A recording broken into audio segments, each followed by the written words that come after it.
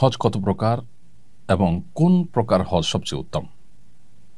হজ তিন প্রকার: হজে ইফরাদ, হজে তামাত্তু, হজে কেরান। হজে ইফরাদ হলো হজের সময়ে এহরাম বেঁধে কেউ হজের উদ্দেশ্যে মক্কায় প্রবেশ করলেন এবং সরাসরি তিনি হজ করলেন, তিনি ওমরা সম্পাদন করলেন না। যে এহরামে তিনি প্রবেশ করলেন মিকাতে, সেখান থেকে তিনি হজের নিয়ত করেই প্রবেশ করেছেন এবং প্রবেশ করার পর তিনি সরাসরি মিনায় গিয়ে হজ সম্পাদন করেছেন। মাঝে তিনি তওয়াফ করতে পারেন, সেটা ভিন্ন বিষয়, নফল তওয়াফ হিসেবে সেটা গণ্য হবে। কিন্তু তিনি হজের যে কার্যক্রম আছে মূল হজের, সেটাই শুধু করলেন। হজের আগে তিনি কোনো ওমরা করার নিয়ত করলেন না মিকাত থেকে। এটা হলো হজে ইফরাদ বা শুধু হজ। আর হজে তামাত্তু হলো মিকাত থেকে কেউ নিয়ত করলেন যে তিনি হজ এবং ওমরা দুইটাই করবেন, তবে ওমরা করার পর তিনি হালাল হয়ে যাবেন, স্বাভাবিক হয়ে যাবেন। এরপর আবার হজের যে মূল দিনগুলো আসবে, অর্থাৎ 8 জিলহজ, তখন তিনি আবার এহরাম পরে নতুন করে হজের জন্য কার্যক্রম শুরু করবেন। তো ওমরা করে তিনি রিল্যাক্স হয়ে যাবেন, এরপর আবার এহরাম পরে তিনি হজ সম্পাদন করবেন। এরকম নিয়ত করলে সেটাকে বলা হয় হজে তামাত্তু।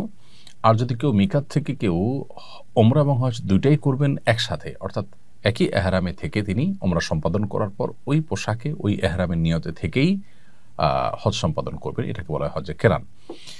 এর মধ্যে কোন হজ উত্তম, এটা নিয়ে ফোকাহে কেরামের মধ্যে মতভিন্নতা আছে। ইমাম মালিক রাহিমাহুল্লাহর মতে হজে ইফরাদ উত্তম, ইমাম আহমদ ইবনে হাম্বল রাহিমাহুল্লাহ এবং শাফি রাহিমাহুল্লাহর মতে হজে কেরান, হজে তামাত্তু উত্তম।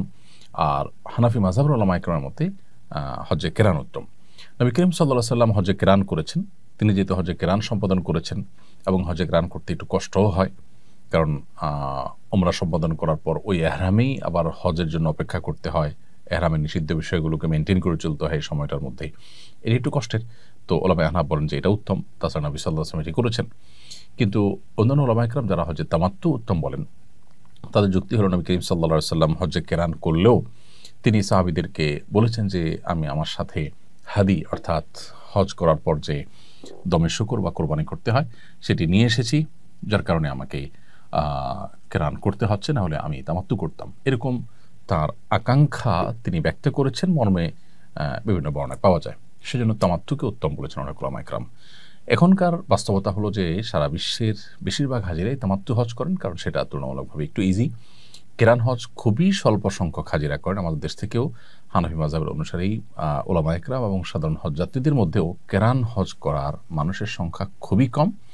কারণ হজের ফ্লাইট যদি হয়ে থাকে মূল হজের 20 দিন 15 দিন আগে, তাহলে পুরো সময়টা এহরাম মেনটেন করে থাকাটা একটু কষ্টসাধ্য। সেজন্য আসলে সবাই প্রায় তামাত্তু হজই করে থাকেন। আর একেবারে শেষের দিকে যাদের ফ্লাইট, তারা অবশ্য হজে কেরান করতে পারেন। তাহলে হজে কেরান উত্তম হলো হানাফি মাযহাব অনুযায়ী। আর ইমাম আহমদ ইবনে হাম্বল রাহিমাহুল্লাহ সহ সৌদি আরবের উলামায়ে কেরাম, ইমাম শাফি রাহিমাহুল্লাহর একটি মত, তাদের মত অনুযায়ী হজে তামাত্তু উত্তম। এবং এখন পৃথিবীতে বেশিরভাগ হাজিরাই হজে তামাত্তু করে থাকেন।